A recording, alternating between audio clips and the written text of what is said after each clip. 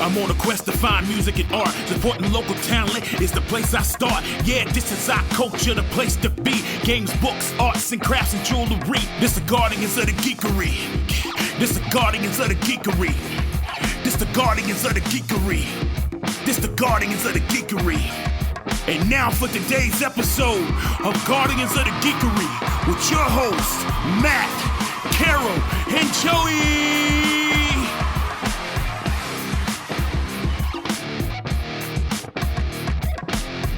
Oh my goodness, the Guardians of the Geekery podcast back, special Geekery Market edition. We have got quite the storyteller on our hands, which is going to be fantastic, and quite the artisan.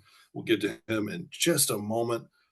Just want to tell everybody the Geekery Market, when it is, which is Saturday, November 9th, 10 a.m. to 6 p.m. at Cabarrus Arena and Event Center.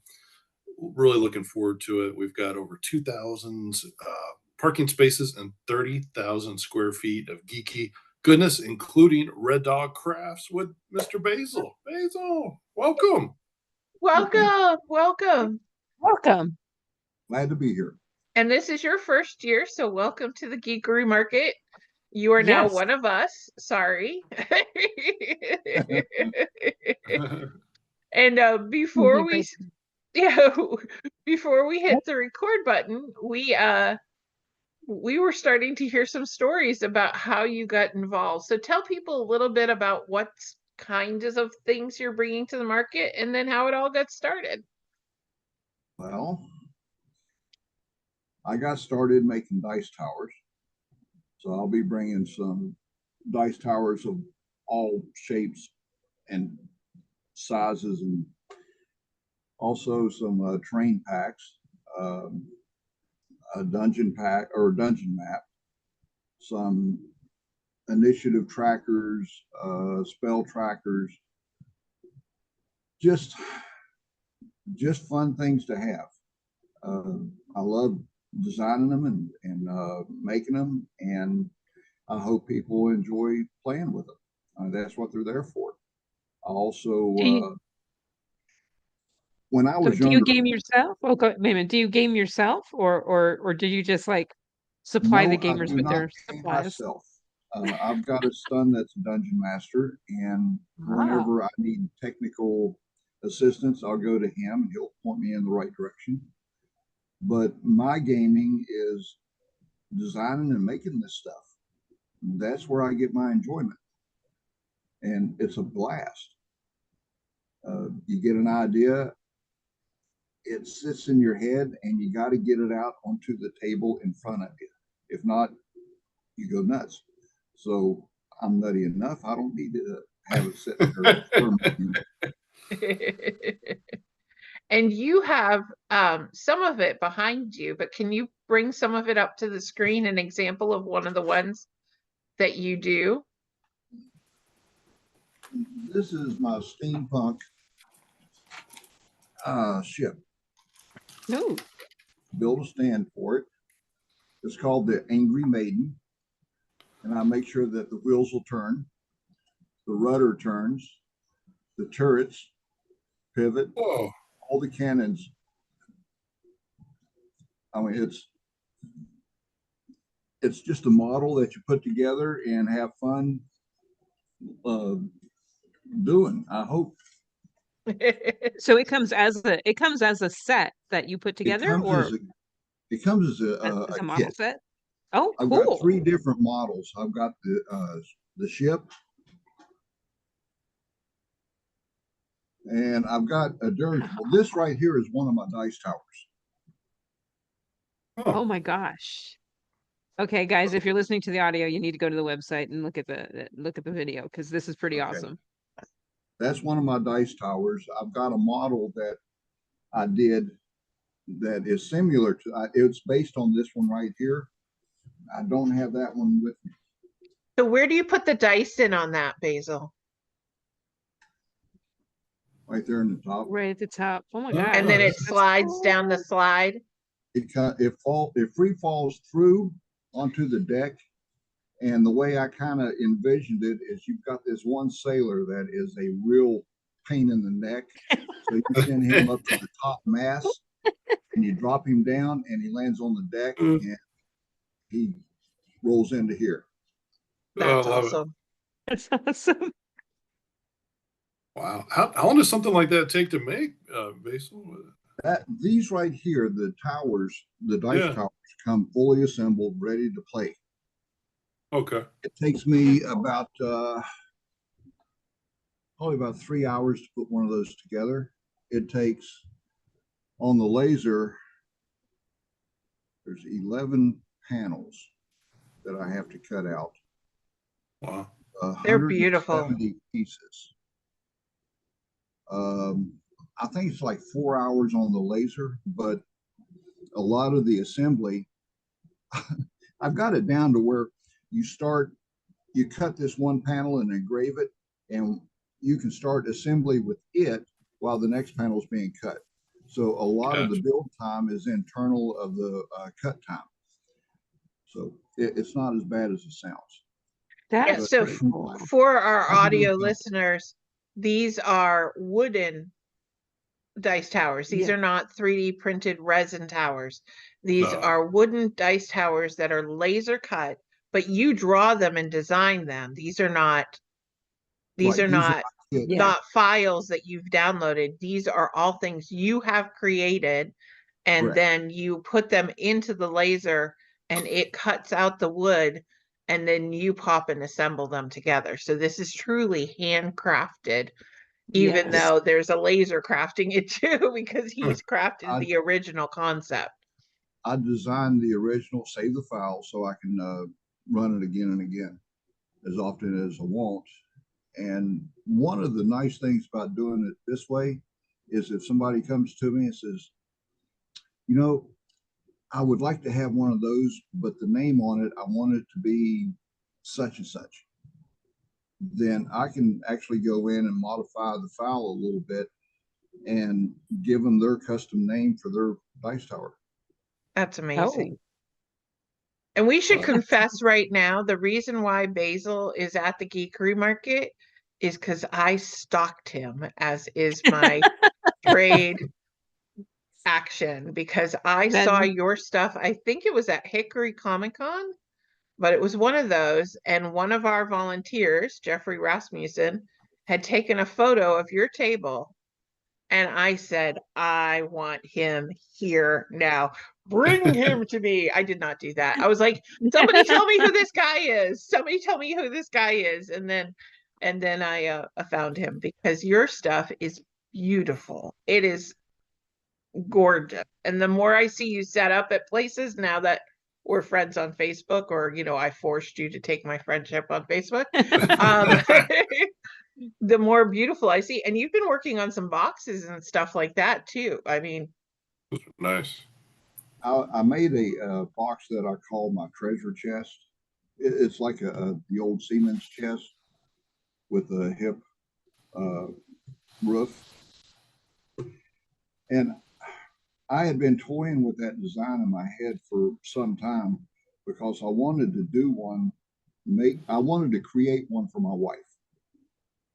I just wanted to do one for her. So finally, I woke up one morning and said, to hell with it. It's time to do this thing. Let's get it on. Came in and sat down and designed it up. I don't normally draw anything out. It's all in my head. And I've got a CNC router, and I got used to using Vectric VCarve Pro as a designing software. So I'll sit down and draw it up in Vectric VCarve Pro, save it as an SVG file, and bring that over in the Lightburn to run the laser. So I designed this treasure chest, and she liked it so much. She's, you going to start making these now? Yeah, now I'm making those. I actually converted one of them. I had a lady at one of the shows. This is where I get quite a few of my ideas. Is people will come up to me and they will say, have you ever thought about? And No, but I have now. Thank you very much.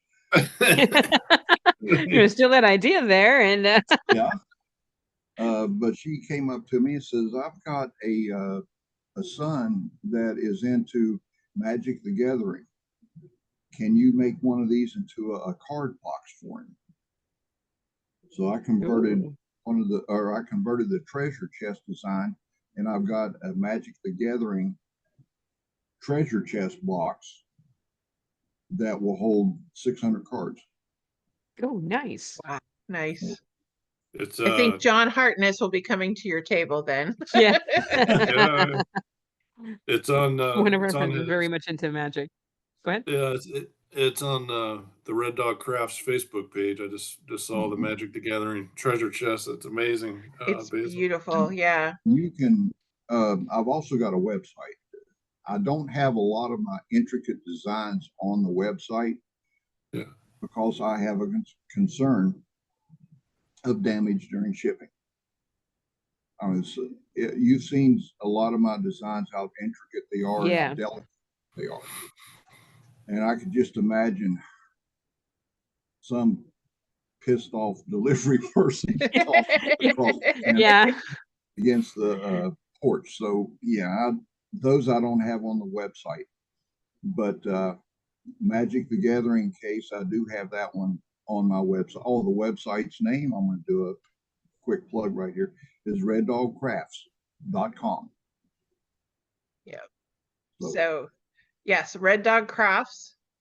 And then you originally, as you were telling me, you originally started with pipes. You used to make pipes. And if you were not on the video, we listen, if you're driving and you're listening to us, we appreciate you, we support you, and we love you so much. But when you get home, when you're safe, you need to come and watch the video, because you would then see that Basil's also smoking on a pipe.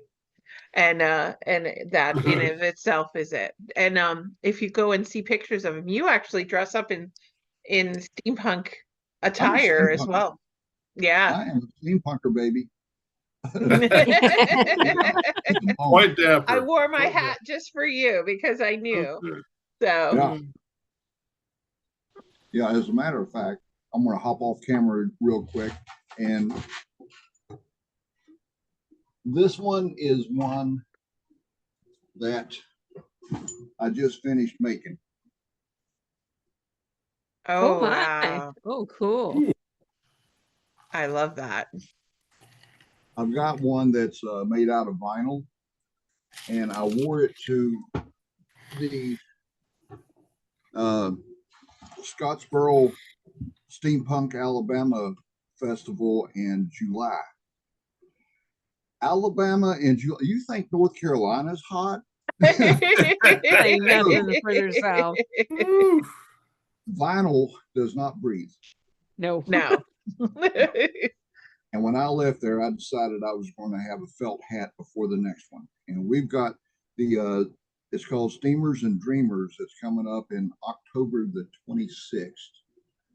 I'm going back to Scottsboro to that festival again, because that's the only steampunk festival I know of. If anybody else knows of another steampunk festival that's within 8-hour drive, let me know. Well, I know that You might have Clockwork to Cabaret does some events and stuff, but yeah. in Raleigh. But you might have to talk to our friends Valentine Wolf during the show, because I know they do a couple of steampunk events in they're south of South Carolina and then north. I think they do one in Baltimore. But yeah, our friends Valentine Wolf could probably give you a couple of ideas. Okay. Maybe we could stop you from steaming down in Alabama. just physically, Basil. I know it's a fun place. When I was a kid, living in Massachusetts, one of my mom's friends lived on a street where they would actually do the steam cars, and because they had a steep hill. And so people would put together these kit cars that were based on, you know, the original Fords and stuff like that, the Tin Lizzies and stuff like that. And part of the competition was they, you know, they come out and do the pageantry of seeing the vehicles and all the extra, but part of it was just whether or not these steam cars could actually make it up the hill or not, just based on their steam. And it was so much fun just to go and watch that. And it reminds me a little of that. But yeah, your steam needs to be in your stuff, not coming out of your ears because your head is too hot. Yeah. That's right. That was a blast down there. That was the first event that they had. Oh, nice. And Oh, wow. I had to be a part of it, you know, to be there the first time and got to meet something about this genre that is around gaming, and you wouldn't meet a bunch of nicer people anywhere else. I mean, they're just fantastic people. And it doesn't matter how you vote or anything. You don't do that at these shows. You talk, you get to know each other, and just have fun, enjoy the company. And that's what I like about it. Yeah, no, absolutely. We have better things to focus on. Now we might get political. We might decide between, you know, Picard and Kirk or, you know, Darth Vader. There's no decision there. That's great.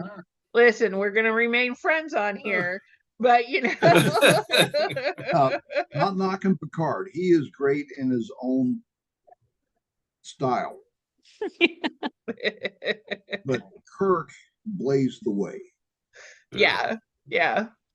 But you know, it's that's about us, how political we try to keep it. We try not to keep it any more than that. Did Han shoot first or not? You know, it could definitely. You know, we try to keep it a little bit more to the basics. So, but yeah, it could definitely get hot and heavy if you go talking about which one, Picard or Kirk. Star Wars or Star Trek, you know, so there's just so many things. So,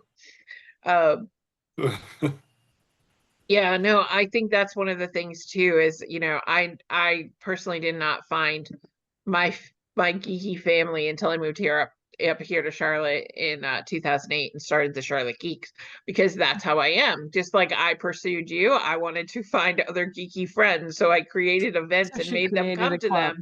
Yes, and then, you know, I have to say, every single person on this podcast, I stalked you. It's so true. I stalked Basil. Very true. I stalked Carol. I've told this story before, but you know, I realized she had all of these geeky bumper stickers all over the back of her car. I took a picture of the back of her car, posted it on Facebook, and said, "Who is this?" and found out she worked in my building, and then forced her to start having lunch with me on her lunch hour. And then, you know, I saw Matt wearing a Star Wars shirt on a dating app and found out he was friends with a couple of my friends and stalked him on Facebook and found him that way. So you are all here because I commanded that it must be so. So, well, thank you. But that's what it is. It's like once you find your people, once you find that group, there's so much that you have, and I am so thankful for the community of the Charlotte Geeks, and that's part of the reason why we started the Geekery Market and the Geek Gala, because we wanted to give back and say thank you. So having individuals like you come that do your amazing craft work and artisanship, and Dog's coming to you, and being able to. That's where Matt is. He's not in another building. He's right there. But you know, having that, we wanted to give back and support all of you guys in your endeavors, but also support the community at large, which is why we do the Second Harvest food drive as well. So you know, I think that's the amazing thing about the community, and I think you're absolutely right that you know, you can just get together and find your people, and you don't get all caught up and bogged down in the stuff that I'm so tired of, the hatred. Yeah. We should find the reasons why we get along, not the reasons why we need to disagree.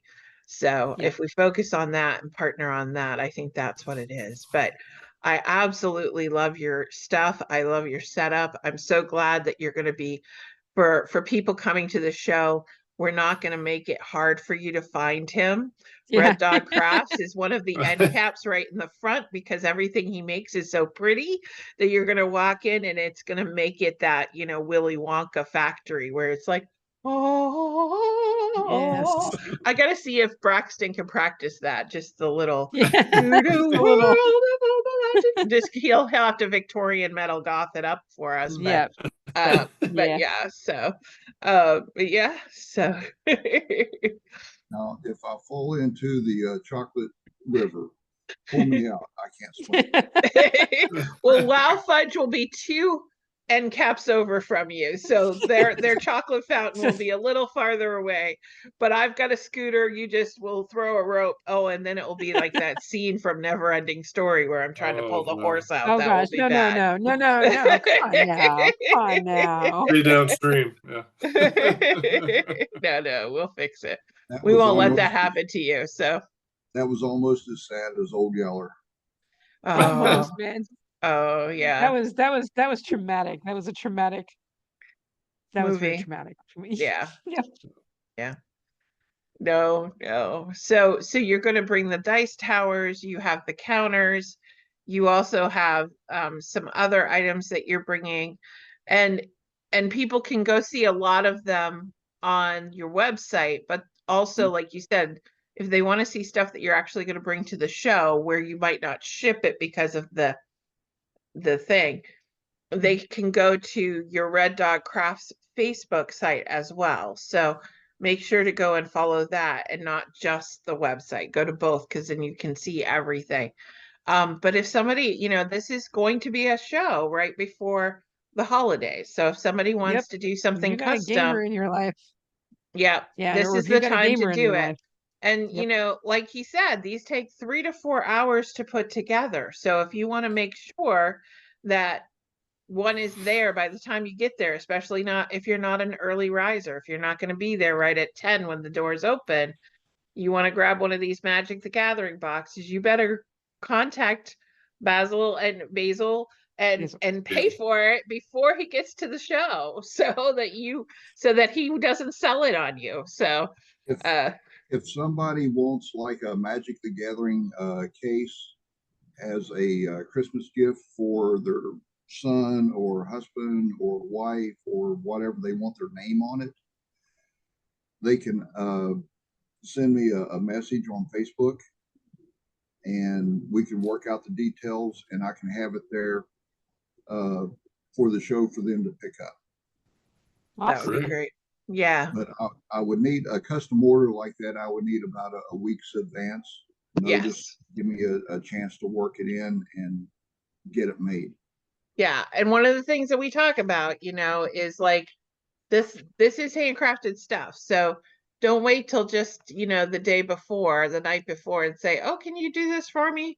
Because we actually want him to get his sleep because he's going to be at the show all day the next day. And he's got to set up bright and early in the morning. So make sure that you give at least a week, I would say 2 or 3 weeks, to make sure that he doesn't get so busy that you don't get to see any of it. So, but yeah, I mean, it's some beautiful stuff. And you do the signs. I love the houses too, the ones that look like the German Bavarian houses. Those are my favorite. There's a lot of really cool dice towers. I know. I'm looking at the pages. Packs, I've got a 3-story inn that is a train pack. Each floor lifts off. I call it an adult dollhouse because you take your, it's designed to fit 28 millimeter miniatures. The floor is made up in a parquet design and it's on 1-inch square grids on all the floors. And whatever I make, you don't have to buy an accessory pack for it. It comes with it. Oh, cool. So all the bedrooms in the inn comes with a bed, a table, and a bench for every bedroom. The front lobby comes with a front desk. It comes with the staircases. So all you do is put it together. And I made those as a flat pack because not everybody's game table is going to be set up exactly the same. Somebody might want the buildings distressed. Somebody might want a different color trim, so you can modify it yourself before you put it together, which is darn sight easier than trying to do it after it's together. Yeah. Yeah. So you could actually use these as your game. So yes, you can absolutely. go around in. So that is amazing. Yeah. And the dungeon map, it has 11 different chambers in it. It comes with beds, tables, benches, cargo containers, platforms. You're set. You don't have to get an accessory pack to make it playable. And I made the dungeon map so that each room can, whenever you get done, you can separate it into each individual room. So if you wanted to put it back together after your first scenario is played out in a different layout, you can do that. That's if awesome. you don't want to use all 11 rooms and just have a short game, use 4 rooms. Build you a 4-room dungeon. That's awesome. That's awesome. Anyway, I want to make it. Will it teach me how to win though? Because that's the part I need help with. Yeah, but there's no winning these games. Only I your mean, imagination can do that. yeah. There's the not dying, right? Yeah. If you survive the campaign, you have won. Yeah. A long time ago, my dad told me something, and I used it as my motto. You'll see it on all of my logos. He said that man is only limited by his imagination. Right. If you can imagine it, you can do it. Maybe not in this lifetime, but it can be done. All you have to do is imagine it. That's and awesome. That has stuck with me through all these years. Quite a few years. Well, that is amazing. Yeah. I put that on my logo is we're only limited by our imagination. And your imagination has not been limited yet because you're always coming up with something new. That's for sure. Well, thank you so much for coming on the podcast. I strongly encourage people to go to your Facebook and your website and check out all the amazing stuff that you've done. Then you'll know why I stalked him. Yes. I mean, and it was a stalking, but since you joined the group, I have left you alone, other than to say you now need to come on the podcast tonight, which I did do 2 days ago. So, but yeah, I'm a kind stalker. I had somebody go really off on me, and I know that people have gone through some horrific stuff, so no trigger warning on that. But I think the other thing too is just you need to come and see these people. Every artisan we have just does amazing stuff, but your stuff just blew me away. And that was after 6 years of planning these shows where, we jury them and everything. It was like that. It was a no-brainer. I was sharing your photos saying, I am going to have him at our show. So we are so excited to have you. We are definitely going to be pointing friends to come and pre-purchase some stuff from you. We're going to have to make sure Hartness knows to check out your stuff beforehand, because I can tell you he's probably going to want that Magic the Gathering box, and I know Wanda will probably be looking at some of the dungeon maps and stuff like that for her games, because she's a game master too. So definitely check those out. But thank you for being on tonight, and we appreciate it. We cannot wait to see you in a few weeks and get to enjoy it all in person live. So thank you so much for coming on tonight. Yeah, thank you for having me. I love doing this. Oh, good. Well, good. We love having you. Yes, and we'll have to do story time with Basil after the Geekery Market. We'll have to have you come back on. We're going to need more than 20 minutes. We can do that. We can do that. All right. We'll talk to you later. Bye. Bye-bye. That was an episode of Guardians of the Geekery. Thank you for listening. Check us out at guardiansofthegeekery.com and stay tuned for more content.